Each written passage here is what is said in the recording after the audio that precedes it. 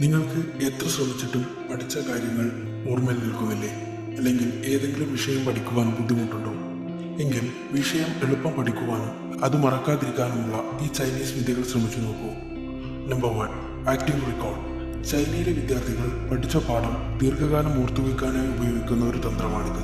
ഒരു പാഠത്തിലെ ഒരു പേജ് പഠിച്ചതിന് ശേഷം ബുക്കടച്ചു വെച്ച് അത് ഓർത്തു പറയാൻ ശ്രമിക്കുന്നു. Number 2, space repetition.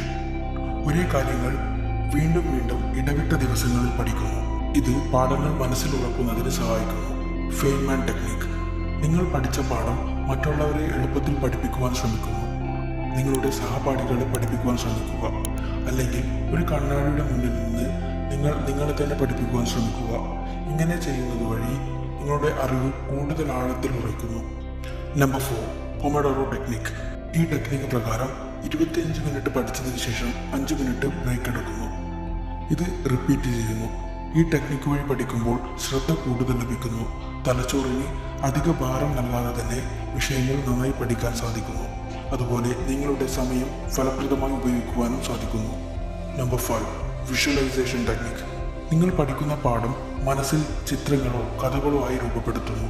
ഉദാഹരണത്തിന്, നിങ്ങൾ ഒരു ഗ്രാഫിനെ കുറിച്ച് പഠിക്കുകയാണെങ്കിൽ മനസ്സിൽ ഒരു ഗ്രാഫ് വരയ്ക്കുന്നത് പോലെ സങ്കല്പിക്കുക. ഈ പറയുന്ന ടെക്നിക്കെല്ലാം ഒന്ന് പരീക്ഷിച്ചു നോക്കൂ. എന്നിട്ട് നിങ്ങൾക്ക് അനുയോജ്യമായ ടെക്നിക്ക് ഏതാണ് എന്ന് നിങ്ങൾ തന്നെ തിരഞ്ഞെടുക്കേണ്ടതാണ്. PSC പരീക്ഷകൾക്കും മറ്റു പരീക്ഷകൾക്കും വേണ്ടി തയ്യാറെടുക്കുന്ന എല്ലാവർക്കും ഉന്നത വിജയം ആശംസിക്കുന്നു.